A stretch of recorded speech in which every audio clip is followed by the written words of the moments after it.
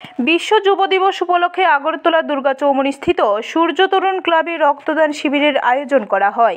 এই দিনের রক্তদান শিবিরে উপস্থিত ছিলেন আগরতলা পৌর নিগমের মেয়র তথা সাতরামনগরের বিধায়ক দীপক মজুমদার সহ ক্লাবের অন্যান্য সদস্যরা।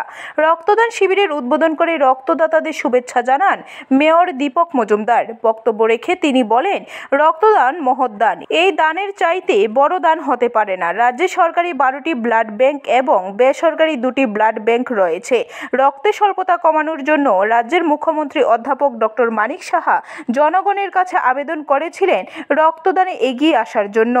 বর্তমানে বিভিন্ন সরকারি ও বেসরকারি সামাজিক প্রতিষ্ঠানগুলো রক্তদানে এগিয়ে আসছে বলে বক্তব্য তুলে ধরেন তিনি।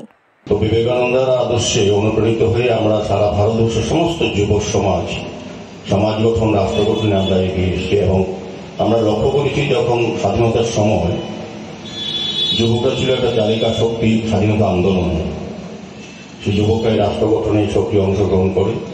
আমি বলবো যে এই ধরনের অনুষ্ঠানের মাধ্যমে সারা দেশে সারা রাজ্যের সঙ্গে শহরে সূর্য তরুণ ক্লাবও বিশেষ উদ্যোগ গ্রহণ করেছে যুব দিবসকে, জাতীয় যুব দিবসকে সামনে রেখে। ব্যুরো রিপোর্ট, খবর ত্রিপুরা।